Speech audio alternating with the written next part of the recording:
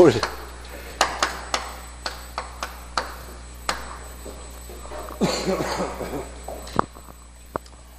자, 탄력성의 크기는요, 0에서부터 무한대까지 존재해요. 그죠? 자, 우리가 지난번에 이렇게 얘기했어요.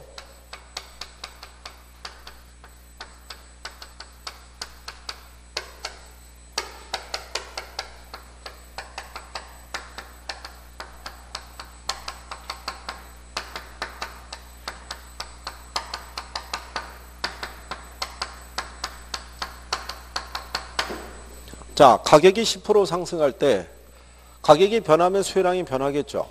네. 그래서 여기 전부 다 지금 감소 함수로 표현했잖아요. 얘가 상승할 때. 이유는 왜 그렇다고 그랬어요?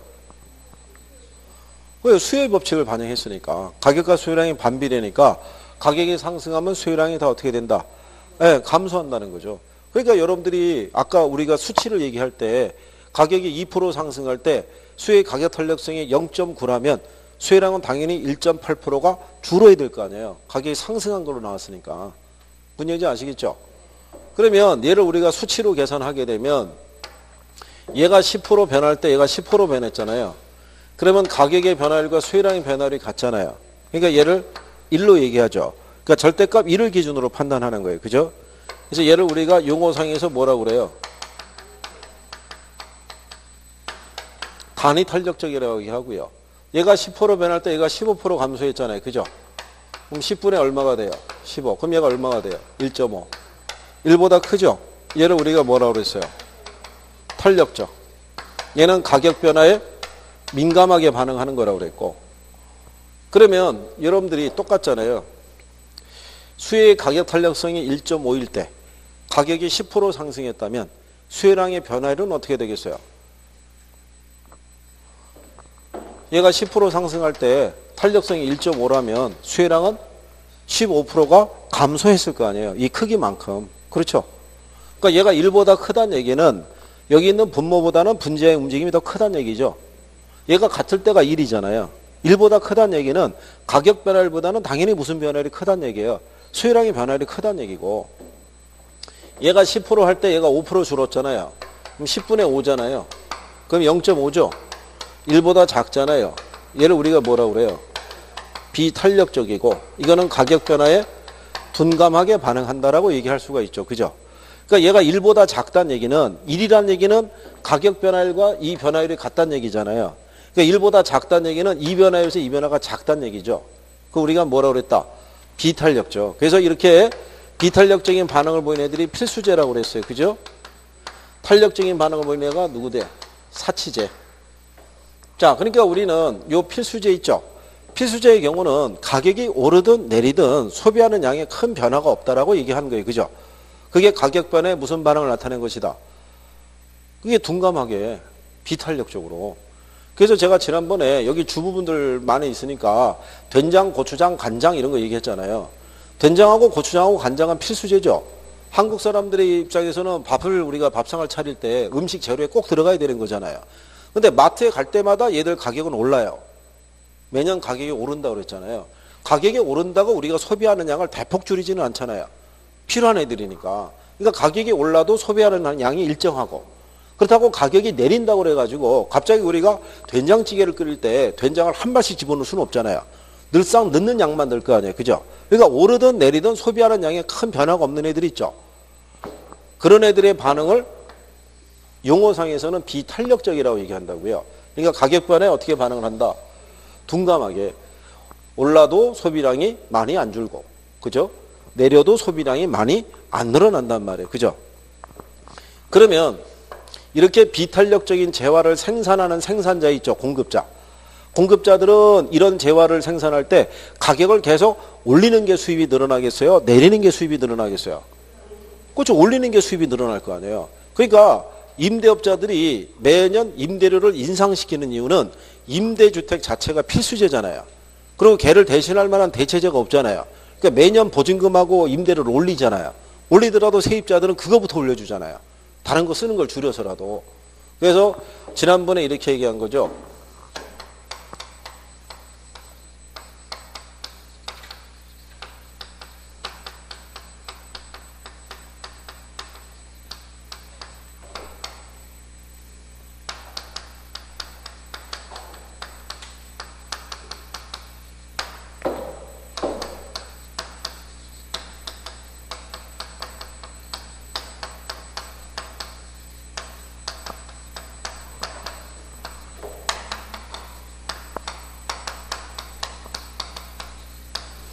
수의 임대료 탄력성이 1보다 작을 때 있죠. 임대업자가 임대료 인상하면 임대업자의 총 수입은 어떻게 되겠어요? 당연히 늘어날 거 아니에요. 1보다 작다는 얘기가 무슨 얘기예요? 비탄력이니까. 임대료 인상하면 올린 것만큼 수입이 어떻게 돼요? 늘어나겠죠. 우리가 지난번에 이거 그래프 그려서도 해봤잖아요. 민법하고 학개론 시간에 해가지고 학원 수강료 갖고 우리가 한번 해봤던 거예요. 그죠? 그러니까 처음 들으신 분들은 그것도 하면은 내용이 많아지니까 요거까지만이라도 해주면 돼요. 그러니까 비탄력적인 재화를 생산하는 업체 입장에서는 가격을 올릴수록 수입이 어떻게 돼요? 늘어나는 거예요. 그래서 우리나라에 보면은 과점 시장이 많다고 그랬죠. 원래는 이게 아이들 학생복 시장도 과점 시장이에요. 그러다 보니까 얘들이 매년 가격은 올리면서도 품질은 떨어지니까 학부모들이 반발한 거예요. 뭔가 개선해 줘야 될 게 아니냐. 이래가지고 이제 그게 좀 조정이 되기 시작하는 거고, 대량 구매하고 뭐 이렇게 해갖고 어떻게든 가격을 낮추는 방법을 택하는 거고, 그렇지 않은 애들을 뭐 된장, 고추장, 간장을 생산하는 업체들도 소수예요. 과점. 그러니까 얘네들 매년 가격 담합을 해서 가격을 올려요. 좀 있으면 이제 지금부터 소비가 늘어나겠지만 아이스크림 시장도 과점이에요. 그러니까 매년 아이스크림을 생산하는 업체들도 가격 담합을 해서 여름철이 진입하기 전에 가격을 다 일시에 올리는 거예요. 그리고 밀가루나 이런 국수 생산하는 업체들도 과점이에요. 그러니까 걔네도 매년 가격을 조금씩 올려요. 그래서 한번 작년인가 한번 걔네들이 과징금 얻어맞은 적이 있어요. 그거 한번 걸려가지고 공정거래위원회 걸려가지고. 그러니까 그렇게 우리가 항상 늘 소비할 수밖에 없는 재화인데도 불구하고 가격을 올리더라도 소비에 큰 변화가 없는 애들이 있죠. 그런 애들이 수요비자들이 무슨 반응을 보이는 거다? 그게 비탄력적인 반응을 보이는 거야. 그게 가격 변화에 무슨 반응을 나타낸다? 둔감하게. 무슨 말인지 이해하시겠어요? 네, 여러분들이 소비할 때도 그렇게 하잖아요. 마트에서 할 때. 그러면 여기 있는 사치제 있죠? 마트에서 전단지 들어오죠? 네? 전단지 세일한다고. 전단지 들어올 때 일면을 차지하는 게 뭐라고 그랬어요? 그게 남성 양복이라고요. 가정에서 구입을 할 때 제일 마지막에 구입하는 게 남성 정장이에요. 그게 남성 정장을 마지막에 하는 게 뭐냐면 한 벌에 정상적으로 비싸잖아요. 한 못해도 60에서 한 80만 원 뭐 이렇게 하면서 그러면 가게에서 지출을 할 때 한 번에 60에서 80만 원을 지출하기 쉽지 않은 거예요. 그죠? 그러니까는 버팅기다가 어느 때 산다는 얘기예요. 세일을 할 때 정장 사진 하나 박혀 있고 거기다가 이렇게 들어오죠. 그러면 이제 그때 가서 소비가 확 늘어나죠.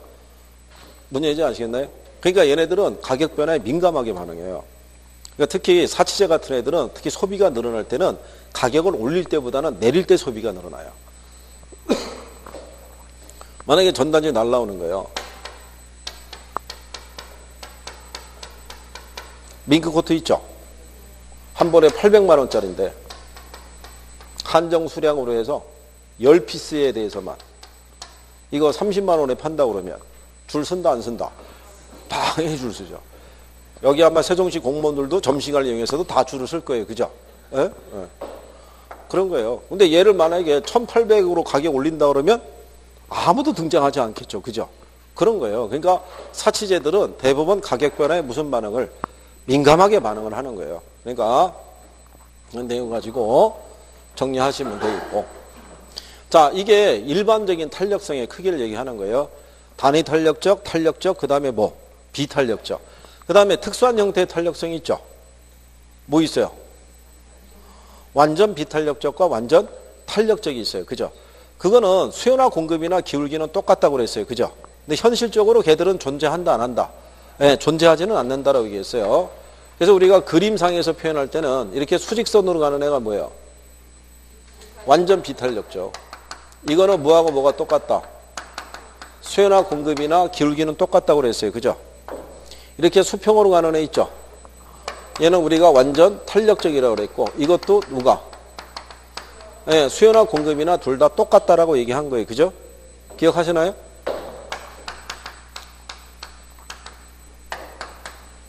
그러니까 예를 들어서 완전 비탄력적이라는 것은 가격이 1,000원이 됐든 10만 원이 됐든 100만 원이 됐든 간에 얘는 변화가 없다는 거예요. 이 가격이 거꾸로 쭉 떨어져도 변화가 있다 없다. 변화가 없다. 현실적으로 이런 상품은 있다 없다. 이런 상품은 없어요.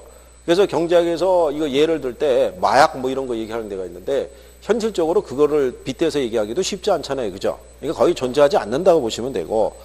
근데 완전 탄력적이라는 것은 가격이 일정한 수준에 있을 때 소비량은 계속 늘어날 수 있다는 거예요. 그러니까 여름철에 아이스크림 시장 같은 경우는 가격이 정해지죠. 그럼 여름철 내내 이 가격에 대응해서 소비가 계속 어떻게 돼요? 늘어나는 케이스를 얘기하는 거예요. 그러니까 현실적으로는 찾아보기 힘든 케이스라고 보시면 되고, 그 다음에 단위 탄력적이라는 것은 이런 식의 직각 쌍곡선으로 표시할 때요. 얘는 이 구간 안에서만 가격의 변화율과 무슨 변화율이? 수요량의 변화율이 똑같은 거예요. 가격이 10% 상승하면 얘도 몇 프로가? 예, 10%가 이렇게 줄어드는 케이스예요. 반대로 가격이 10% 하락하면 얘가 몇 프로가? 10%가 늘어나는 케이스라고 보시면 돼요. 그 다음에 비탄력적이라는 것은요. 가격 변화에 비해서 수요량의 변화가 작은 케이스죠. 그러니까 가격이 10% 상승했을 때 수요량은 몇 프로가? 5%가 이렇게 줄어드는 케이스라고 그랬어요. 그죠? 그래서 기울기가 0보다는 큰데 뭐보다는 작다. 1보다 작다는 얘기는 일단 얘가 변하잖아요. 줄잖아요. 0이란 얘기는 하나도 변화가 있다 없다. 없다는 얘기가 얘보다는 크죠. 근데 1보다는 작다는 얘기죠. 가격 변화율보다는 작으니까. 그래서 기울기가 이렇게 나오죠. 0보다는 크고 뭐보다는 작다. 그래서 지난번에 얘기한 것처럼 이게 무슨 변화? 가격. 이게 무슨 변화? 양의 변화죠. 그러니까 이 변화에서 이 변화가 작잖아요. 그러니까 기울기가 일단 어떻게 돼요? 가파른 거예요. 그죠? 나중에 기울기의 값을 보더라도 얘는 음수로 나타날 수밖에 없죠. 얘가 변할 때 얘가 줄어드니까. 상승할 때 마이너스의 값을 가질 거 아니에요. 그죠? 그리고 탄력적이라는 애는 가격 변화율보다는 무슨 변화율이 커요? 양의 변화율이 크죠. 그러니까 얘는 가격이 10% 상승했을 때 줄어드는 양이 한 60% 이렇게 줄어드는 거죠. 그러면 얘는 얘보다는 당연히 크고 얘보다는 변화가 작겠죠. 그럼 기울기가 이렇게 나올 거 아니에요. 그럼 뭐보다는 커요? 1보다. 근데 뭐보다는 작다. 무한대. 그러면 얘 크기의 변화를 보면 이건 가격 변화잖아요. 이건 이 변에서 이 변화가 크잖아요. 그러니까 기울기가 완만하게 나가는 거예요. 이거는 수요나 공급이나 표현이 똑같아요. 그죠? 기울기가 급하면 뭐예요? 비탄력적. 완만하면 탄력적인 거예요. 그러니까 그래서 나중에 이 기울기를 가지고 우리가 조세 전가와 기착 있죠. 네, 거기서 이게 등장하죠. 또 여러분들 시험상에도 물어보죠. 기울기 가지고. 아니 우리가 일반적으로 이렇게 나와 있으면 얘가 가파르고 얘가 완만하잖아요. 어느 게 대체제가 많아요? 완만한 애가, 탄력적인 애가 대체제가 많으니까 실전도 이렇게 출제한 선례가 있어요. 그죠? 그러니까 그 정도는 구별을 해 두셔야 돼요. 그 다음에 이제 뒤로 넘어가셔서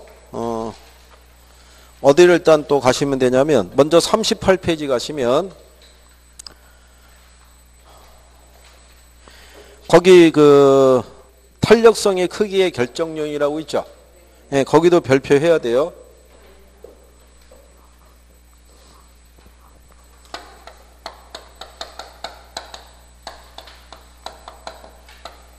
그러니까 이거는 무슨 요인이냐면요. 수요의 가격 탄력성이 탄력적이거나 또는 비탄력적으로 만들어주는 요인들이 있죠. 예, 거기에 영향을 주는 요인들을 우리가 설명하는 거예요. 가장 중요한 게 뭐라고 그랬어요? 얘라고 그랬죠?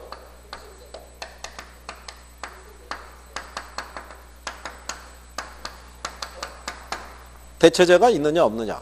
그렇죠? 예. 근데 만약에 대체제가 있을 때 그 수가 늘어나면 늘어날수록 더욱더 탄력적이 된다는 거예요. 그죠? 그러니까 시험에서 그렇게 나온 거예요. 종점 이전보다 대체제의 숫자가 늘어나잖아요. 그럼 탄력성은 이전보다 더 커진다. 이렇게 나온 거예요. 대체제의 수가 많으면 많을수록. 그 다음에 두 번째가 기간을 가지고 얘기했어요. 그죠? 우리가 지난번에 이렇게 물어본 적이 있어요.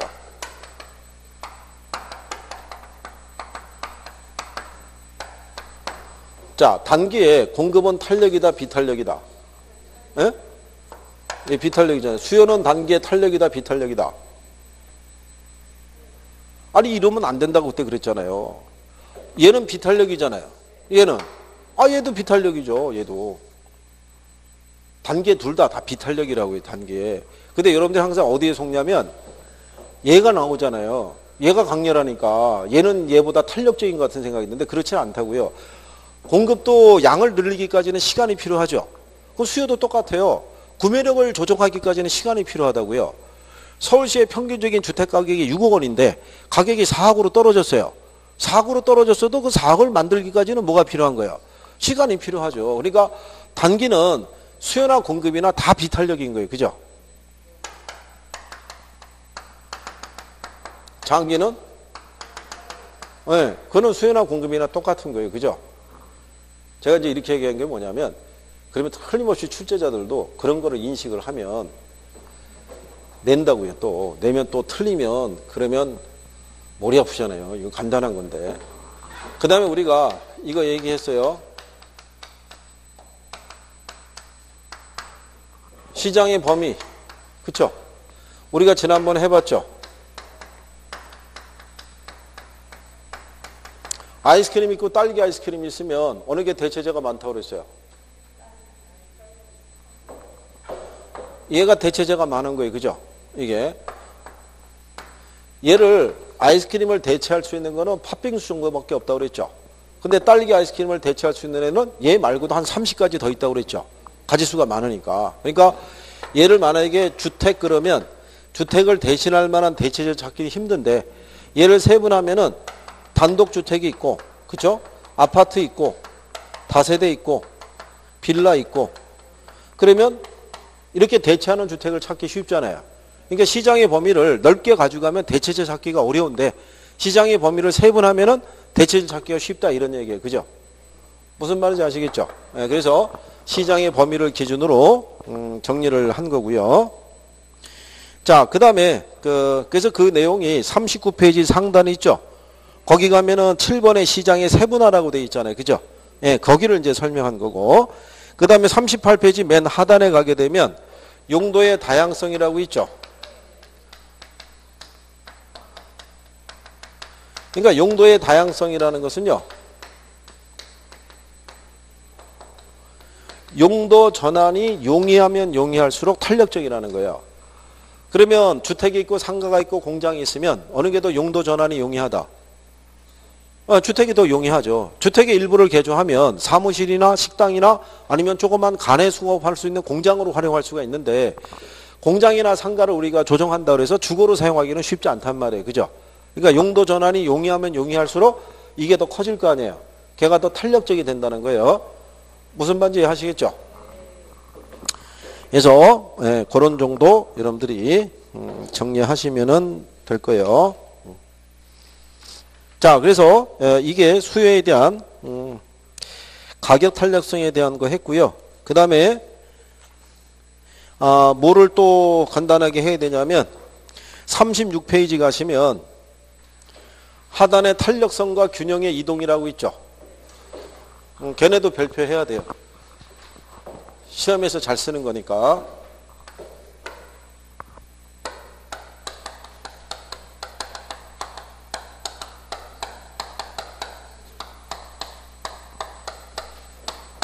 근데 이거는 지난번에 요령은 다 알려드렸어요. 그죠?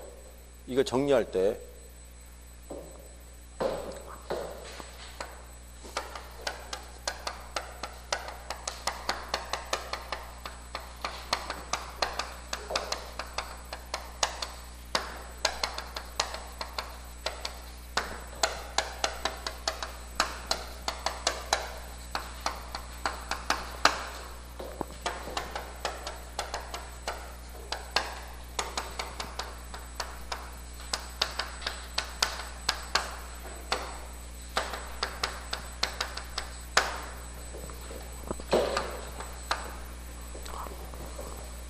자, 위에 거 보면요.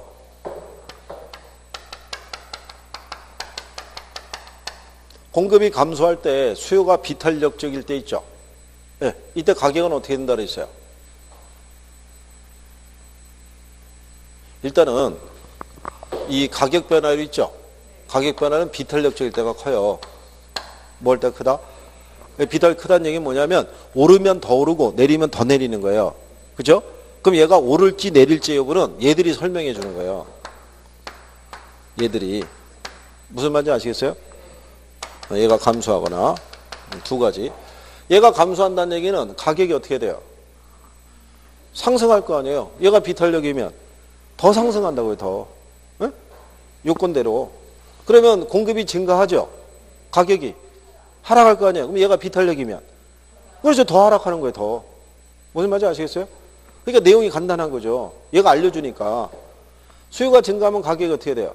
상승하죠. 얘가 비탄력이면 더 상승하는 거예요. 더. 얘가 감소할 수 있죠. 그러면 가격은 하락할 거 아니에요. 얘가 비탄력이면 더 하락하는 거예요. 더 하락하는 거. 그거라고요. 그러면 이렇게 생각해 보세요. 지금 배운 거 연결해 보세요. 공급이 감소하죠. 가격이 상승하죠. 근데 수요가 비탄력이라는 얘기는 많이 안 줄어든다는 얘기죠. 그럼 이 제어가 뭐란 얘기예요? 얘가 필수제죠. 필수제니까 공급이 줄어서 가격이 상승하더라도 우리는 그 높아진 가격을 거의 그대로 소비한다는 얘기잖아요. 무슨 말인지 아시겠나요? 네, 그걸 담고 있는 거예요. 그러니까 일단은 가격 변화는 어떨 때가 크다. 비탄력적일 때. 수요 배웠으니까. 우리가 지난번에 공급 탄력성 할 때도 얘기했었죠. 공급이 탄력적이거나 비탄력적인 반응을 나타낼 때 있죠. 농축산물은 생산할 때 시간이 많이 걸리잖아요. 그게 비탄력이라고 그랬죠.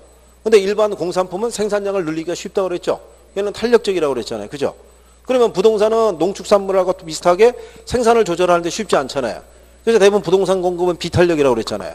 그러니까 수요가 증가했죠. 그럼 공급이 늘어나야겠죠. 근데 얘가 비탄력이라는 것은 공급하기까지는 시간이 많이 걸린다는 얘기잖아요. 그러니까 가격 상승폭이 크죠. 그러니까 여기는 간단하게 가격 변화는 어떨 때가 크다.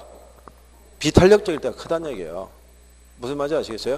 네, 그래서 그것만 잘 인식하시면 여기는 전혀 어려운 게 없어요. 그냥 나오면 나온 대로 우리가 정리할 수 있는 거예요. 여기다 두 가지를 추가해 줬어요. 하나가 뭘 얘기했냐면 자, 수요나 공급이나 얘네가 완전 비탄력적이잖아요. 그럼 뭐가 불변이라고 그랬어요? 에? 양이 불변이라고. 자, 얘가 수직선 아니에요. 아까 했잖아요. 얘 어디서 뻗어 올라가나요? 수량축에서. 그러니까 뭐가 불변이다? 양이 불변이라고, 양이. 그러니까 여러분 시험에 나왔을 때 만약에 공급이 완전 비탄력적일 때 수요가 증가하면 균형 거래량은 증가하고 이렇게 나오면 다 틀리는 거예요. 완전 비탄력적이라면 뭐가 다 불변해야 돼요? 양이 불변인데 양의 변화가 있다면 무조건 걔는 틀리는 거라고요.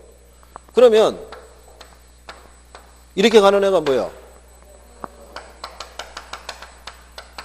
얘가 완전 탄력적이면 뭐가 불변이라고 그랬어요?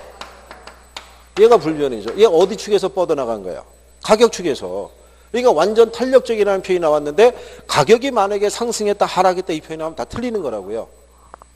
무슨 말인지 아시겠어요? 그것만 잘 숙지하시면 돼요. 거기에 우리 지금 현재 교재에 나온 표현이 있죠? 거기 그 오행하는 수요 곡선과 우상행하는 공급 곡선의 경우 그래가지고 옆에 가면 그림 나와 있죠? 네. 그림에 대한 경우는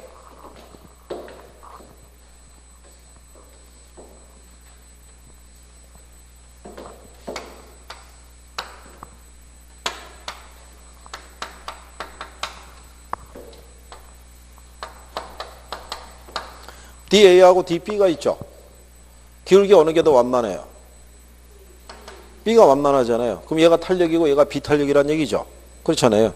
그러면 이 상태에서 만약에 이렇게 공급 곡선이 있어요. 이렇게. 여기서 공급 곡선이 이렇게 갔다고 생각해 보세요. 그죠? 그러면 가격의 움직임이 있죠. 얘는 여기까지. 얘는 여기까지. 어느 게 가격의 움직임이 커요?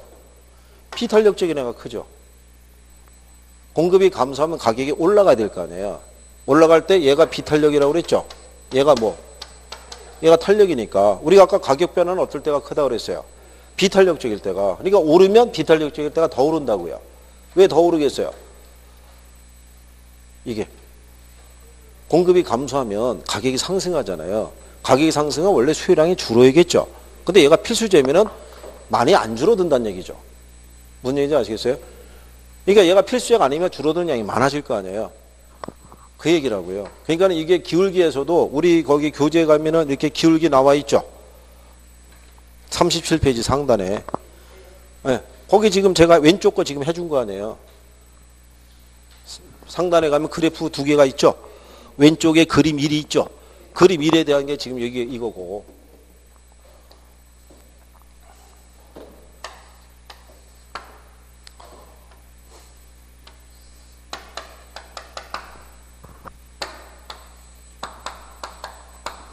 S가 A가 있고 SB가 있잖아요. 그죠? 그럼 어느 게 더 비탄력이겠어요? 얘가 비탄력이고 얘가 완만하니까 얘가 탄력적이잖아요. 그죠? 그러면 똑같이 여기 뭐가 있을 때 이게 수요가 있을 때 여기서 수요가 이렇게 늘어날 수 있을 거 아니에요. 그죠? 그러면 가격에 대한 변화폭은 어느 게 커요? 얘가 크잖아요. 여기까지 올라가잖아요. 얘는 여기까지고. 그러니까 기울기로도 이렇게 표현할 수가 있는데 이걸 실전에 가서 이거를 그려서 하기가 쉽지가 않다고요. 그리고 이게 익숙하지 않은 사람들은 또 각도도 잘 안 나와요. 이게. 그러니까는 뭐를 갖고 그냥 판단하면 돼요. 문장이 나오면 그냥 문장 갖고 단순 대입하면 되는 거예요. 제가 늘상 얘기하지만 학교에서 주어지는 문제는 다 몇 분 내에 풀게끔 1분 내에 풀게끔 주는 거예요. 그 요령과 포인트가 다 있다고요. 문장에서. 그러니까 그것만 잘 인식하시면 돼요. 그죠? 그래요. 표정이 좀 자신 있어 하는 표정이니까 다음 주에 문제를 한번 줘볼게요. 다음 주에. 그래서 다음 주에 한쪽씩 이렇게 물어볼게요. 이렇게 쭉 해가지고 물어봐서 아니 처음 오신 분들에게는 물어보진 않고 그죠? 아 나중에 저렇게 질문을 받을 수 있구나. 뭐 그렇게 생각하시면 되고 그죠? 질문을 했다고 해서 그게 뭐 크게 낭패 보거나 그런 건 아닌 거예요. 그죠? 어떻게 하든 간에 여러분의 실력이 늘어나가지고 빨리 이 바닥을 떠야 될 거 아니에요. 그죠? 여기 오래 있어봐야 좋을 거 하나도 없어요. 그죠? 적당할 때 떠나주셔야 되는 거예요. 자, 그 다음에 앞 페이지로 돌아오셔서 35페이지 가시면 거기 탄력성에 보면 우리 지금까지 가격 탄력성이 있어요. 그죠? 네, 거기 두 번째 박스에 소득 탄력성이 있죠? 네? 네, 걔들도 요즘 이제 정리해야 되니까.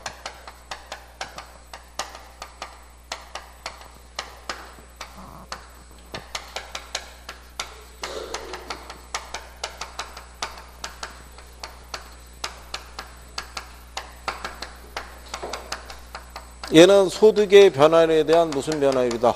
예, 수혜량의 변화율로 우리가 측정하는 거예요. 그죠? 자, 만약에 소득이 10%가 증가했어요. 그죠? 그때 수혜량이 1%가 늘었어요. 소득이 증가할 때 수혜량이 몇 프로? 1%. 이때 이 재화를 무슨 재화라고 그랬어요? 예? 소득이 10% 증가할 때 수혜량이 1%가 늘었다는 거예요. 이때 이 재화를 무슨 재화? 예? 우리 그때 이거 해보시면 얘가 10이죠. 1이죠. 0.1이죠. 0보다 크다 작다. 예? 0보다 크잖아요. 0보다 크면 부호가 플러스잖아요. 얘 무슨 재화? 왜 정상제냐 정상제. 예? 아니 왜 끝날 때 왜 선생을 또 쓰러뜨리려고 그러는 거예요 이거. 예?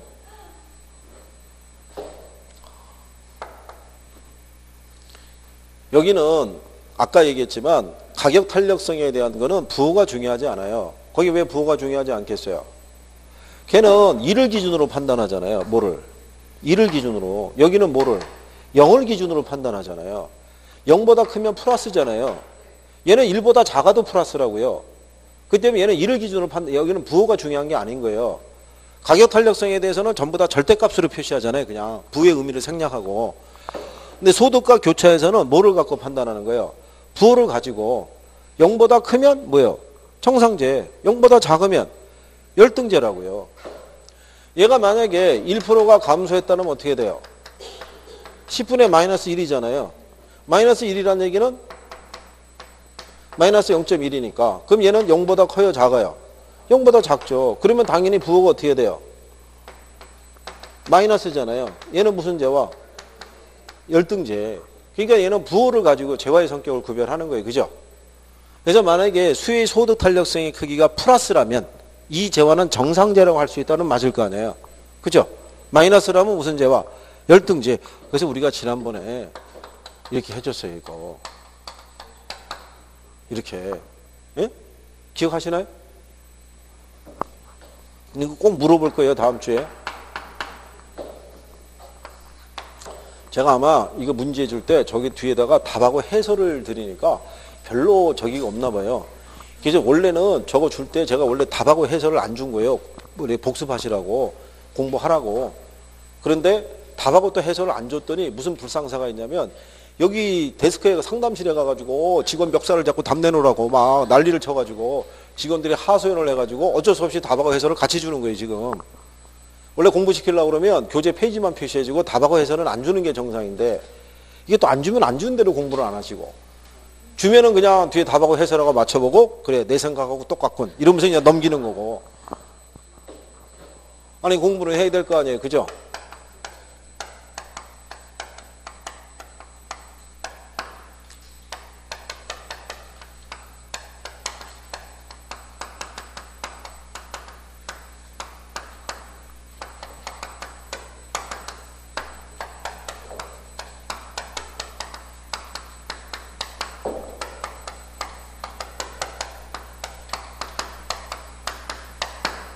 자, 수의 교차 탄력성이 있어요. 그죠? X의 가격 변화에 대한 YJ의 수혜량의 변화로 측정할 수 있는데 XY는 뭐 바꿔서 써도 돼요. 그러면 가령 예를 들어서 이런 거죠.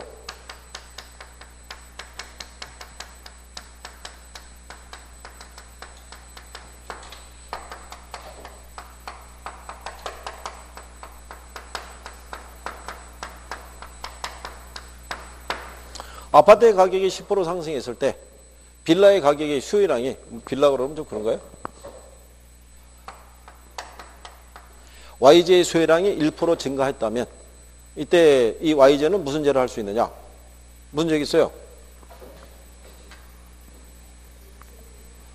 대체죄죠, 대체죄. 똑같잖아요, 이것도. 얘가 11대 1이잖아요. 0.1이죠. 0보다 크죠. 부호가 플러스잖아요. 무슨 죄와? 대체죄죠, 대체죄. 그죠?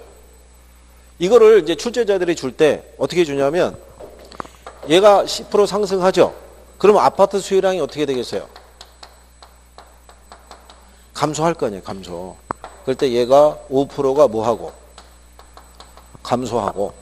그리고 여기다가 이거를 바꿔서 이렇게 주는 거예요. 빌라의 수혜량이 7%가 증가했다면 이때 아파트 가격 탄력성의 크기와 아파트와 빌라에 대한 뭐 관계 있죠.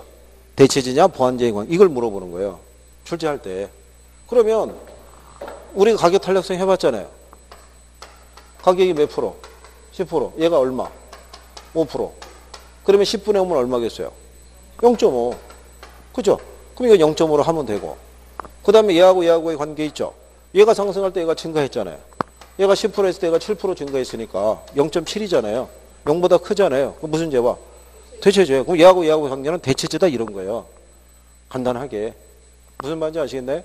또 심할 때 이렇게도 주는 거예요. 얘가 16%가 상승했대요. 몇 프로가? 16%가. 그랬더니 얘가 4%가 줄었대요. 그러다면 얘는 8%가 늘었대요. 그죠?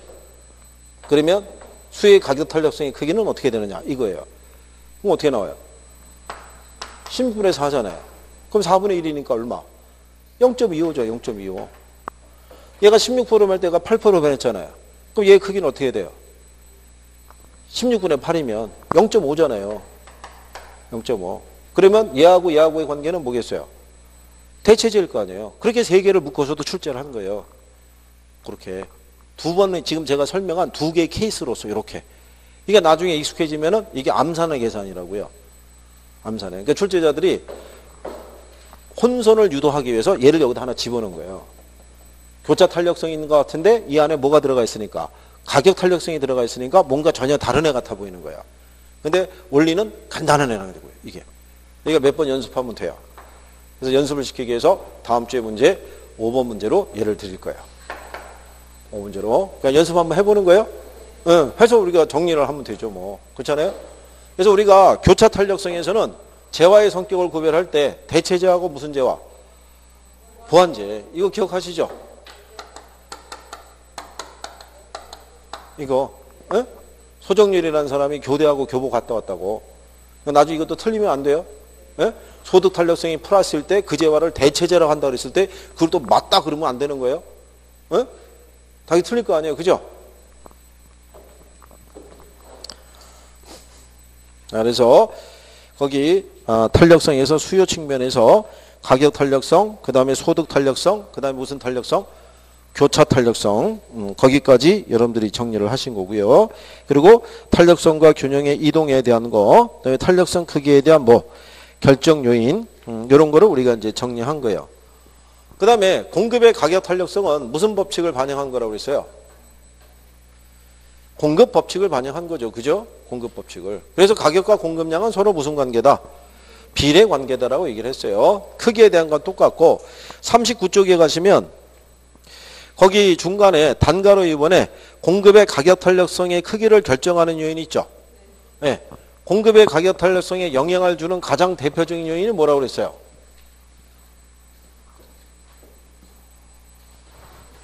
생산 기간이라고요. 생산 기간이 짧으면 어떻게 돼요? 비탄력, 길면 탄력죠. 생산에 소요되는 기간이 또 있다고 그랬죠. 생산에 소요되는 기간이 짧으면 탄력이죠. 길면 비탄력이죠. 네, 그래서 그런 부분까지 해서 다음 시간에 정리를 해드리고요. 여기는 수업이 1시 반 하고 오후에 또 이따 해야 되니까. 그 다음에 공급 탄력성에 대해서 간단하게 정리해드리고 그 다음에 나오는 게 시장론이죠. 네, 시장론인데 우리는 저쪽에 금융 뒤로 가서 그때 이용하고 관리 쪽은 들으셨나요?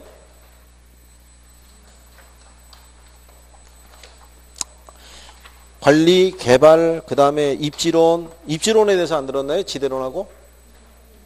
네? 그쪽이요. 그쪽을 먼저 하고 다시 시장론 와서 쭉 갈 테니까 그렇게 생각하시면 될 거예요. 원래 일반적인 교재 편제에서는 시장론 안에 입지 및 공간구조론이 같이 들어가 있어요. 그래서 거기서 정리해도 우리는 뒤로 빠져 있어가지고 그래서 왜냐하면 여기까지 다 들어야지 모의고사를 보면 전체적인 부분에서 또 우리가 해볼 수 있을 거 아니에요. 그죠? 왜냐하면 여러분들이 모의고사 성적이 안 나올 때 가장 잘 쓰는 그 표현 중에 하나가 뭐냐면 안 배웠다고 얘기하는 거예요. 안 배웠다고. 안 배우긴요. 뭐 앞에 선생님들 다 배우긴 다 배운 거죠. 그죠? 그러니까 생각하시고. 예? 네, 원래 간평의 순서는 맨 마지막에 해요. 근데 간평도 실상은 별거 없어요. 간평도.